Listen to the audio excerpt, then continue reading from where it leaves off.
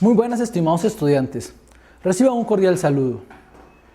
Muchas veces, para saber con exactitud la cantidad de elementos de un determinado conjunto y sus operaciones, es de gran importancia para resolver algunos problemas o ejercicios.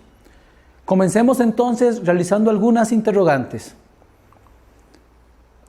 Las siguientes características de conjuntos numéricos que analizaremos es de gran importancia para la resolución de ejercicios o problemas matemáticos. Observemos este conjunto. Tenemos el conjunto I, el cual está conformado por todos los X que pertenecen a los números naturales, tales que cumplen la siguiente condición. 4 es más pequeño o igual o menor o igual que 2X y 2X es menor que 15. ¿Podríamos indicar o conocer cuántos elementos tiene este conjunto? Note que este conjunto, dentro de él se encuentran todos los elementos que al multiplicarlos por 2, el resultado es igual o mayor que 4 o menor que 15. Ahora veamos este otro conjunto. El conjunto también lo llamamos Y me dice que es el conjunto que contiene a los X que pertenecen a los números naturales, y vamos a quedarnos solo con una parte de la expresión del ejercicio anterior. Este va a ser 2X es más pequeño que 15. Entonces vamos a escribir o a intentar determinar cuántos elementos tiene este conjunto. Por lo tanto, si X es igual a 1, entonces a la hora de hacer la multiplicación, 2 por 1, eso me va a dar 2. Y efectivamente 2 es más pequeño que 15. Por lo tanto, el 1 estaría dentro de nuestro conjunto. Ahora, tomemos el siguiente número, el 2. 2 por 2, en este caso, me estaría dando 4. Y efectivamente 4 es un número más pequeño que 15. Finalmente, tenemos el 3. 3 multiplicado por 2, esto me va a dar 6. Y 6 efectivamente es un número más pequeño que 15. Podemos seguir así, sustituyendo valores, hasta poder encontrar qué número nos va a dar que sea más grande que 15, el cual no estaría incluido entre nuestro conjunto. Podemos notar entonces que el número 4, el número 5, el número 6 y el número 7 son elementos de este conjunto. Veamos el número 7. 7 por 2, eso me da 14. Sigue siendo menor que 15. Pero si tomamos el 8, 8 por 2 es 16, y 16 ya es mayor que 15. Y si tomamos del 8 para arriba, el 9, el 10, el 11, a la hora de multiplicarlo por 2, va a ser mayor que 15. Por lo tanto, ya tenemos nuestro conjunto escrito en su manera de extensión. Podemos observar entonces que este conjunto tiene un total de 7 elementos. Así obtuvimos una respuesta a la primera pregunta que hicimos. ¿Se podría plantear cuántos elementos tiene este conjunto? Sí lo podemos plantear, tiene 7 elementos. Pero veamos este otro conjunto. Tengo el conjunto D, en el cual pertenecen todos los X que pertenecen, observen ahora, los números racionales, el cual me mantiene esta condición. 50 es menor o igual que X, y X es menor o igual que 51. ¿Podríamos saber cuántos elementos tiene este conjunto?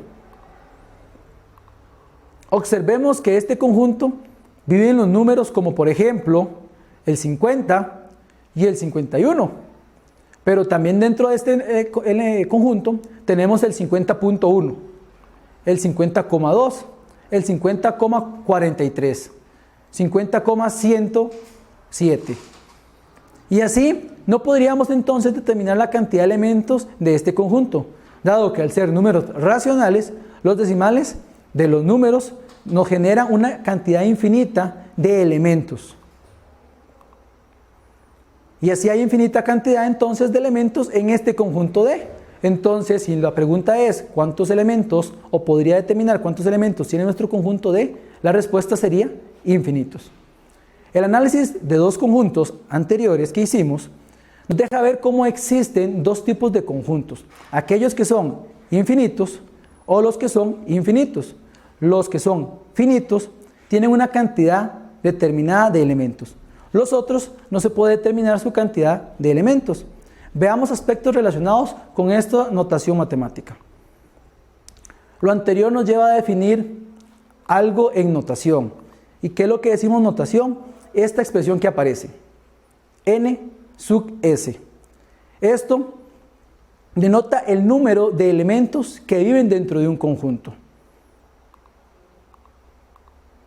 Así, para nuestro conjunto, entonces, el conjunto que estábamos hablando anteriormente, Y, mantenía los elementos 1, 2, 3, recordemos, hasta el 7. Entonces tenemos que decir que n de Y, en este caso, es igual a 7, porque tiene un total de 7 elementos. Ahora, si consideramos el siguiente conjunto, el conjunto A, que contiene los elementos A, E, F, T y J. Observemos que el n de A, contamos los elementos y observamos que tiene 5 elementos. Entonces, como A tiene 5 elementos, ya pudimos contar nuestra cantidad de elementos en el conjunto utilizando esta notación, n en este caso de A, que era el conjunto que queríamos hacer.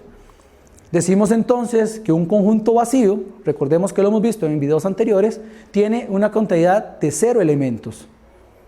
Repasemos algunas propiedades ahora en donde podamos establecer igualdades para la cantidad de elementos de una unión de 2 o más conjuntos, una diferencia y un complemento. Si tenemos dos conjuntos, conjunto A y el conjunto B, y son finitos y ajenos. Ambos son finitos y son ajenos. Entonces, podríamos asegurar que n de A unión B, si vemos la cantidad de elementos que tiene A unión B, va a ser igual a la cantidad de elementos que tiene A más la cantidad de elementos que tiene B. Efectivamente, esto se da dado que los elementos, recordemos que los conjuntos eran ajenos, es decir, no se intersecaban.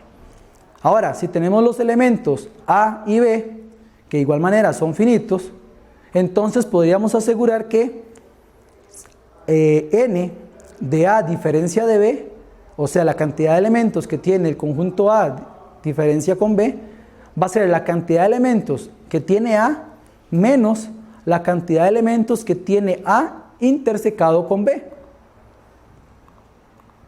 Otro dato importante es, si consideramos el conjunto A y el conjunto universo, entonces podemos asegurar que la cantidad de elementos que tiene A complemento, o sea, n de A elevado a la c, que es el complemento, va a ser igual a la cantidad de elementos que tiene el universo menos la cantidad de elementos que tiene A. Recordemos que A siempre es un subconjunto del universo. Determinar la cantidad de elementos de la unión o de uno o más conjuntos, de dos o más conjuntos, la diferencia e inclusive el complemento puede ser de gran utilidad para poder resolver problemas matemáticos de datos que se encuentren agrupados. Saber interpretar esta información suministrada nos ayuda a entender cómo la teoría de los conjuntos puede guiar para obtener la solución a diversos problemas. Muchas gracias por su atención, estimados estudiantes.